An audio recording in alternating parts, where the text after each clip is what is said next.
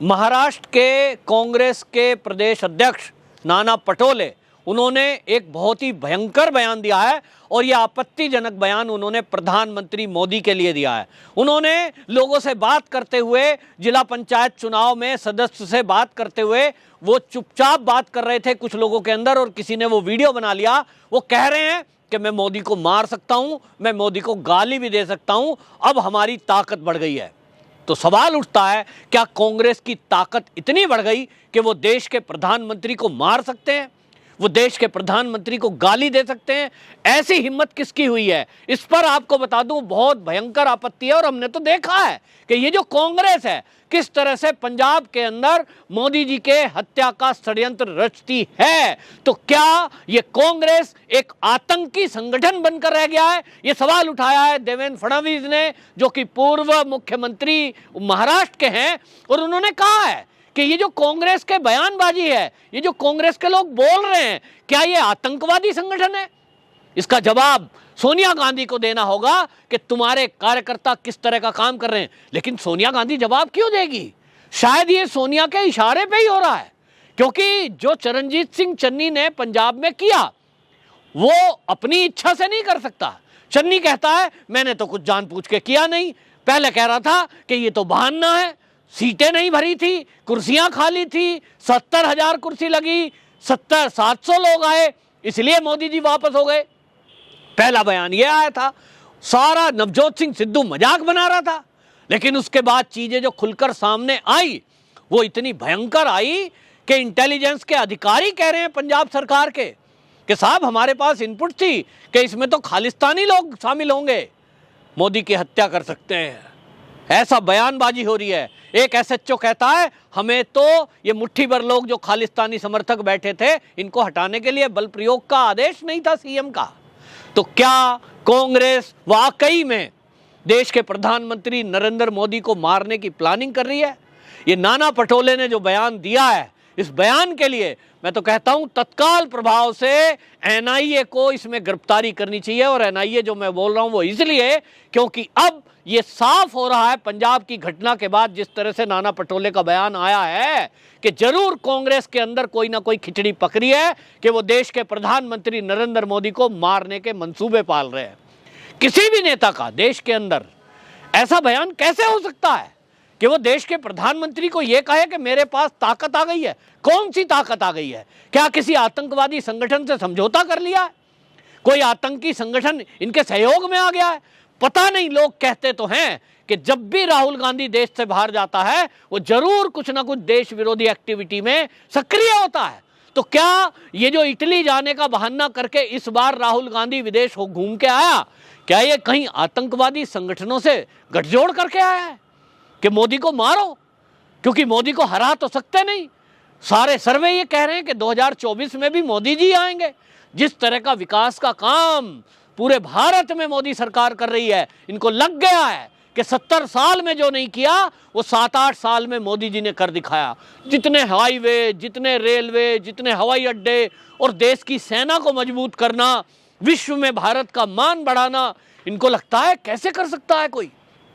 Covid का time चल रहा है, कोविड में देश की 2-2 वैक्सीन, और अब तो तीसरी आ गई, सबको वैक्सीनेशन हो गया, तीसरी लहर चल रही है। दुनिया के कई देशों में लॉकडाउन लगे हुए हैं, देश बर्बाद हो रहे हैं, और वहीं भारत उन्नति कर रहा है, जीडीपी बढ़ती जा रही है, सब कंट्रोल में चल रहा है। ये हो कैसे रहा है? जहां चीन में बॉक्स के अंदर लोगों को बंद कर दिया गया है कि उनको कोरोना की तीसरी लहर है, पूरे चीन में फैल ना जाए, उनको बंद कर दो, डब्बों में बंद कर दिया गया लाखों लोगों को। वहीं भारत में हम आजादी से घूम रहे हैं। ये हो रहा है मोदी सरकार में। तो इनको लगता है कांग्रेसियों को कि मोदी जी को तो सत्ता से हटाना अब नामुमकिन है, ये नामुमकिन हो गया है। तो कहीं ना कहीं कांग्रेसी बौखलाए हुए हैं और इस बौखलाहट में इस तरह की बयानबाजी कर रहे हैं। ये थोथी बयानबाजी है या वाकई में नाना पटोले के अंदर दिमाग में कोई प्लानिंग चल रही है, ये पता लगाना बहुत जरूरी है। क्योंकि नवजोत सिंह सिद्धू, जो कि प्रदेश अध्यक्ष पंजाब का था, उसके ऊपर भी ये आरोप लगे थे, और चन्नी ने तो ये कह दिया मुझे तो कुछ पता ही नहीं। और चन्नी जिस तरह की बयानबाजी कर रहा था और सिद्धू जिस तरह की बयानबाजी कर रहा था, और लोगों का कहना है कि वाकई में नवजोत सिंह सिद्धू जो है चलती तो इसकी है, क्योंकि अपनी मर्जी का डीजीपी लाया था ये, और डीजीपी ने इसीलिए उसका कहना माना है, ऐसा माना जा रहा है। हालांकि जांच हो रही है सुप्रीम कोर्ट की निगरानी में, पता लगेगा कि नवजोत सिंह सिद्धू का कितना रोल था, या नवजोत सिंह सिद्धू भी सोनिया के कहने से कुछ कर रहा था।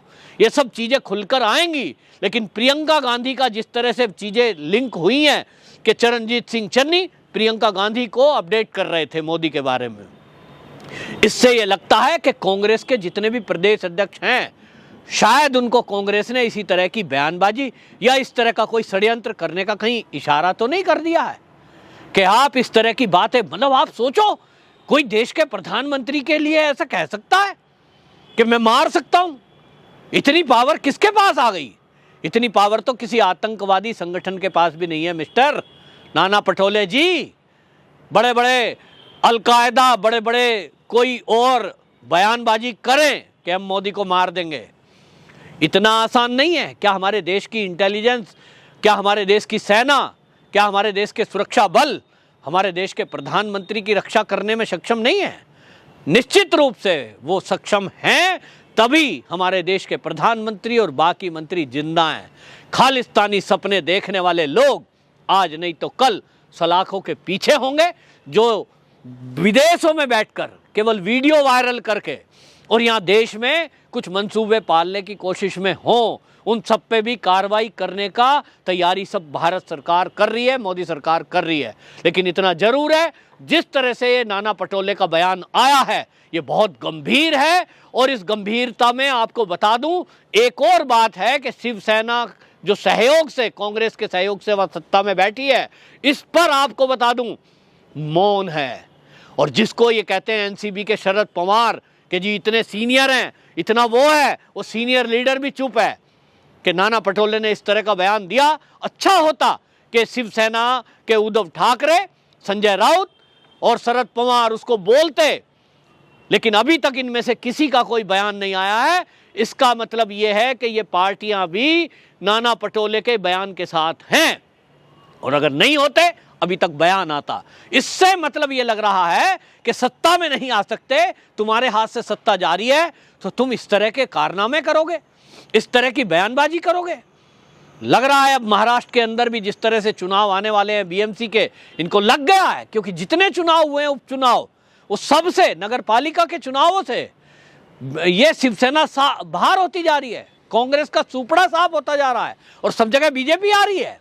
तो इनको लग रहा है जिला पंचायत के चुनाव में जब जनता के बीच में जा रहे होंगे तो पता लग रहा होगा ना कि कांग्रेस का क्या हाल है, कोई पूछने को तैयार नहीं है, और बीजेपी की वाह हो रही है। तो इनको लगता है कि मोदी को तो हटाना मुश्किल है।